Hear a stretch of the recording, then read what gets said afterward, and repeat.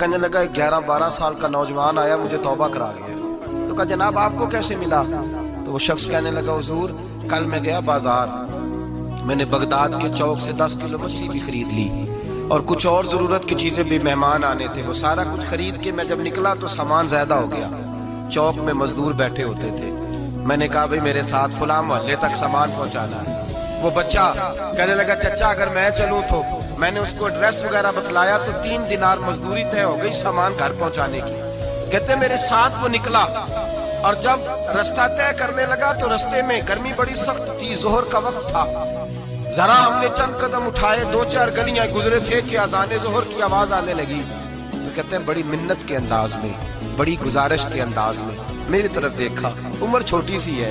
کہنے لگا چچا اگر اجازت مل جائے تو میں ظہر کی نماز پڑھ لوں. کہتے ہیں میں ایک جگہ پھٹے پہ بیٹھ گیا اور گپے کرنے لگا, سامان وہاں رکھا, میں نے کہا پڑھ لے نماز. کہتے ہیں بچہ نماز پڑھنے چلا گیا, باقی لوگ دیر سے آئے, وہ نماز پڑھ کے جلدی آ گیا. میں نے کہا بیٹے تو جلدی آ گیا ہے؟ کہنے لگا اس لیے جلدی آیا ہوں کہ آپ یہ نہ سمجھے یہ کام چور ہے, میں نے نفل چھوڑ دیے ہیں, فارغ ہو کے پڑھ لوں گا. کہتے ہیں سامان اٹھایا, رستے میں گرمی شدت کی تھی, اس کا پسینہ بہنے لگا.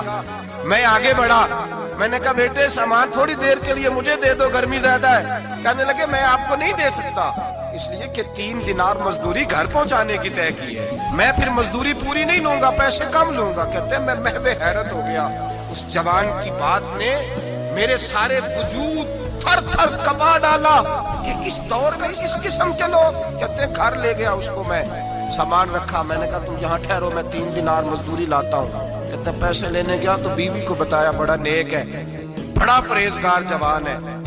کہنے لگی روٹی پکی ہوئی ہے, اسے کہو دوپہر کا کھانا کھا لے. کہتے ہیں میں باہر گیا, 3 دینار تھمائے, میں نے کہا بیٹے ایک بات مانو گے؟ تو کہتے ہیں 3 دینار دے کے کہنے لگا اب تو آپ مالک ہو گئے, میں نے نمک کھا لیا ہے, اب تو ہر بات مانوں گا. اصلہ نال جی نیکی کریے نسلہ تاک نہیں بھول دے, میں اب ہر بات مانوں گا. تو میں نے کہا دوپہر کا کھانا کھا لو. کہتے ہیں اس کی گردن جھک گئی اور بڑے دھیمے لہجے میں کہنے لگا میں نہیں کھا سکتا, میں نے روزہ رکھا ہوا ہے, روزہ رکھا ہوا ہے, نفلی روزہ رکھا ہوا ہے. کہتے ہیں میں اور پریشان ہوا, میں نے فوری طور پہ سوال کیا کہ اب تو کدھر جائے گا؟ تو کہنے لگا اب میں کہیں نہیں جاؤں گا, میرے ایک دن کا خرچہ میرے ماں باپ نے جو ڈیوٹی لگائی ہے وہ 3 دینار ہے, پورا ہو گیا ہے. اب میں باقی جو وقت بچے گا یا قرآن پاک کی تلاوت کروں گا یا محمد عربی پہ درود و سلام پڑھوں گا. میں نے کہا افطاری کر لینا. کہنے لگا مجھے مسجد بتا دو, میں جا کے اللہ اللہ کرتا ہوں, مجھے شام کو لے آنا. افطاری ہمارے ساتھ اس کی طے ہو گئی, مسجد چلا گیا. مغرب بعد لینے گیا تو کہنے لگا عشاء کے بعد آنا, اب تو میں نے پانی سے افطار کر لیا, کھانا کھانے جاؤں گا تو جماعت رہ جائے گی.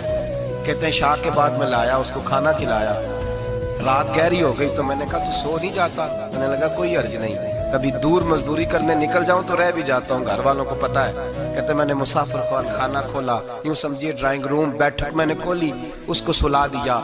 میں اور میری بیوی اپنی معذور بیٹی کو روٹی دینے گئے اور ہم نے جا کے اس کو کھانا کھلایا جو ٹانگوں سے معذور تھی, اور ساتھ کہا کہ بیٹی آج بڑا پرہیزگار جوان ہمارا مہمان ہے, آج چڑھتی جوانی اور تقوی کی روشنی اس کے چہرے سے چمکتی ہے, کیا بات ہے, بڑے ہی اچھے گھرانے کا تربیت یافتہ ہے.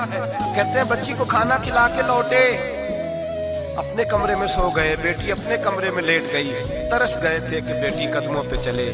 تہجد کا وقت ہوا تو دروازے پہ دستک ہوئی, بڑی بے چینی کے ساتھ اٹھے میاں بیوی, کون ہے؟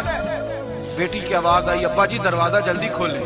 کہتے ہیں کلیجے پھٹنے لگے, ذہن بکھرنے لگے, سوچے ہیں کہ وہ 2-1 منٹ ہمارے اوپر پہاڑ بننے لگے. دروازہ کھولا تو وہ بیٹی جس کے لیے ترس گئے تھے کبھی چلے گی, وہ اپنی ٹانگوں پہ کھڑی ہے, کبھی دوڑ کے ادھر جاتی کبھی دوڑ کے ادھر آتی. کہتے ہیں میں تڑپ گیا. بیوی بھی رونے لگی, بیٹے یہ کیا ہوا؟ ہم تو مایوس ہونے لگے تھے معاذ اللہ کہ اب تو ٹھیک نہیں ہوگی, کیا ہوا؟ کہنے لگے ابا جی اماں جی آپ نے بتایا نا نیک جوان آیا ہے, نیک آیا ہے, تو میں آپ چلے گئے تو میرے دل میں خیال آیا اے اللہ اگر وہ واقعی نیک ہے تو اس کے صدقے مجھے شفائی عطا فرما دے.